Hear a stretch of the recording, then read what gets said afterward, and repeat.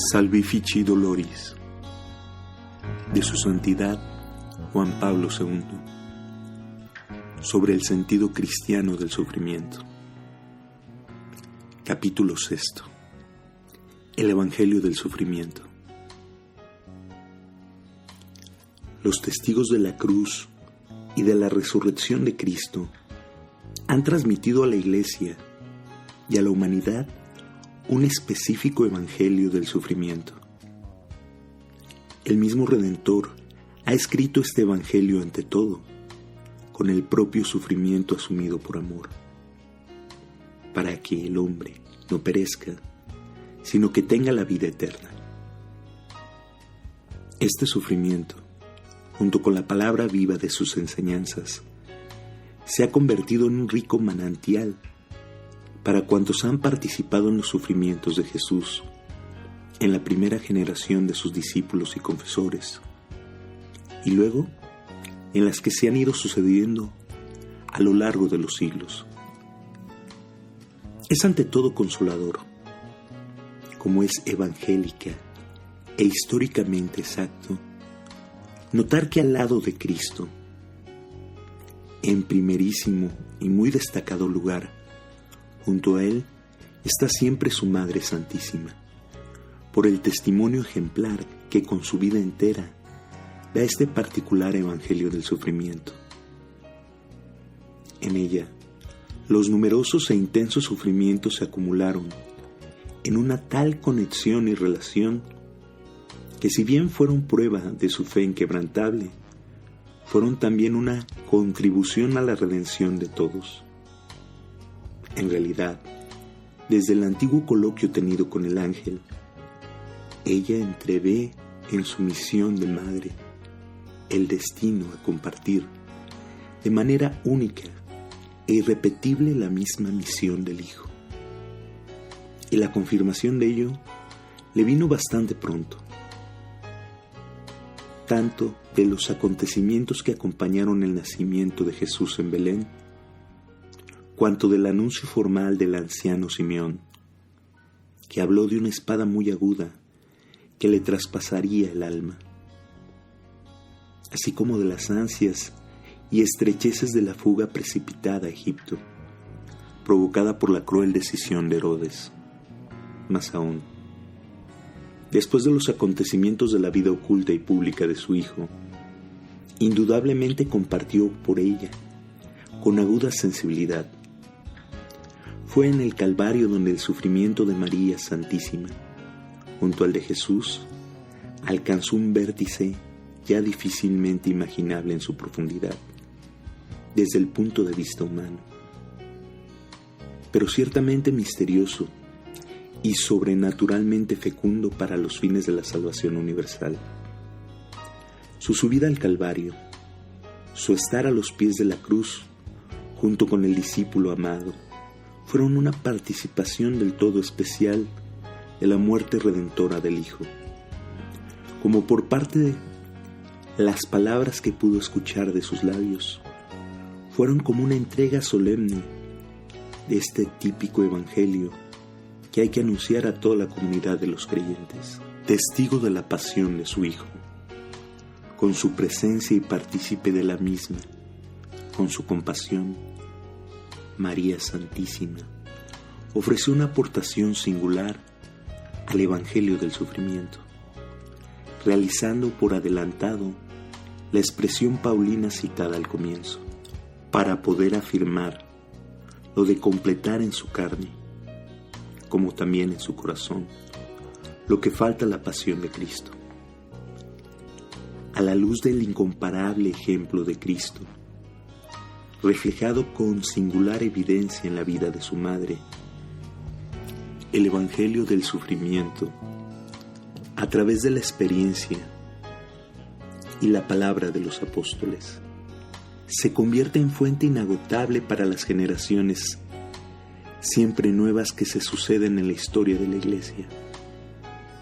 El evangelio del sufrimiento significa no solo la presencia del sufrimiento en el evangelio, como uno de los temas de la Buena Nueva, sino además la revelación de la fuerza salvadora y del significado salvífico del sufrimiento en la misión evangélica de Cristo, y luego en la misión y en la vocación de la Iglesia. Cristo no escondía a sus oyentes la necesidad del sufrimiento. Decía muy claramente: si alguno quiere venir en pos de mí, tome cada día su cruz. Y a sus discípulos ponía unas exigencias de naturaleza moral, cuya realización es posible solo a condición de que se nieguen a sí mismos. La senda que lleva al reino de los cielos es estrecha y angosta, y Cristo la contrapone a la senda ancha y espaciosa, que sin embargo lleva a la perdición. Varias veces dijo Cristo que sus discípulos y confesores encontrarían múltiples persecuciones. Esto, como se sabe, se verificó no solo en los primeros siglos de la vida de la Iglesia bajo el Imperio Romano, sino que se ha realizado y se realiza en diversos modos de la historia y en diferentes lugares de la tierra, aún en nuestros días. He aquí algunas frases de Cristo sobre este tema. Pondrán sobre vosotros las manos y os perseguirán, entregándoos a la sinagoga y metiéndoos en prisión, conduciéndoos ante los reyes y gobernadores por amor de mi nombre. Será para vosotros ocasión de dar testimonio. Haced propósito de no preocuparos de vuestra defensa, porque yo os daré un lenguaje y una sabiduría a la que no podrán resistir ni contradecir todos vuestros adversarios. Seréis entregados aún por los padres, por los hermanos, por los parientes y por los amigos, y harán morir a muchos por vosotros, y seréis aborrecidos de todos a causa de mi nombre. Pero no se perderá ni un solo cabello de vuestra cabeza. Con vuestra paciencia compraréis la salvación de vuestra alma. El Evangelio del sufrimiento habla ante todo, en diversos puntos, del sufrimiento por Cristo, a causa de Cristo. Y esto lo hace con las palabras mismas de Cristo, o bien con las palabras de sus apóstoles. El Maestro no esconde a sus discípulos y seguidores la perspectiva de tal sufrimiento. Al contrario, lo revela con toda franqueza, indicando contemporáneamente las fuerzas sobrenaturales que les acompañarán en medio de las persecuciones y tribulaciones por su nombre. Estas serán en conjunto como una verificación especial de la semejanza a Cristo y de la unión con Él. Si el mundo os aborrece, sabed que me aborreció a mí primero que a vosotros. Pero porque no sois del mundo, sino que os escogí del mundo, por eso el mundo os aborrece. No es el siervo mayor que su Señor. Si me persiguieron a mí, también a vosotros os perseguirán. Pero todas estas cosas haránlas con vosotros por causa de mi nombre, porque no conocen al que me ha enviado. Esto lo he dicho para que tengáis paz en mí. En el mundo habéis de tener tribulación, pero confiad, yo he vencido al mundo. Este primer capítulo del Evangelio del Sufrimiento, que habla de las persecuciones, o sea, de las tribulaciones por causa de Cristo, contiene en sí una llamada especial al valor y a la fortaleza, sostenida por la elocuencia de la resurrección. Cristo ha vencido definitivamente al mundo con su resurrección. Sin embargo, gracias a su relación con la pasión y la muerte, ha vencido al mismo tiempo este mundo con su sufrimiento. Sí, el sufrimiento ha sido incluido de modo singular en aquella victoria sobre el mundo que se ha manifestado en la resurrección. Cristo conserva en su cuerpo resucitado las señales de las heridas de la cruz en sus manos, en sus pies y en el costado.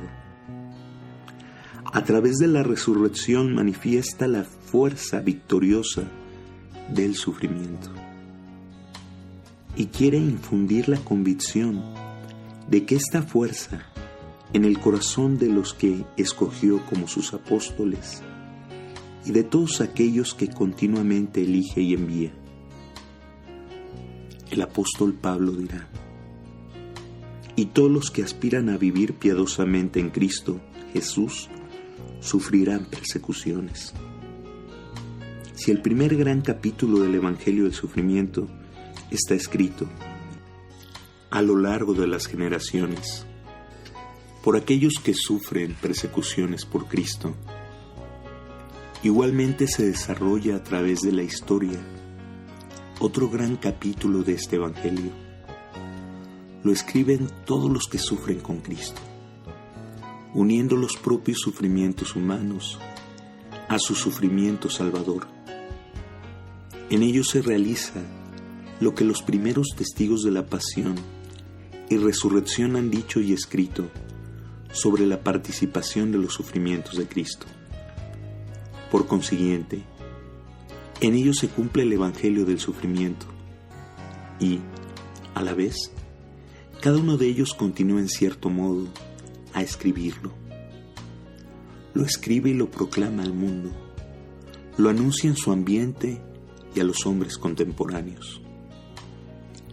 A través de los siglos y generaciones se ha constatado que en el sufrimiento se esconde una fuerza particular que acerca interiormente al hombre a Cristo. Una gracia especial. A ella deben su profunda conversión muchos santos, como por ejemplo San Francisco de Asís, San Ignacio de Loyola, etc. Fruto de esta conversión es no solo el hecho de que el hombre descubre el sentido salvífico del sufrimiento, sino sobre todo que en el sufrimiento llega a ser un hombre completamente nuevo. Halla como una nueva dimensión de toda su vida y de su vocación. Este descubrimiento es una confirmación particular de la grandeza espiritual que en el hombre supera el cuerpo de un modo un tanto incomprensible. Cuando este cuerpo está gravemente enfermo, totalmente inhábil, y el hombre se siente como incapaz de vivir y de obrar, tanto más se pone en evidencia la madurez interior y la grandeza espiritual, constituyendo una lección conmovedora para los hombres sanos y normales. Esta madurez interior y grandeza espiritual en el sufrimiento ciertamente son fruto de particular conversión y cooperación con la gracia del Redentor crucificado. Él mismo es quien actúa en medio de los sufrimientos humanos, por medio de su Espíritu de verdad, por medio del Espíritu Consolador.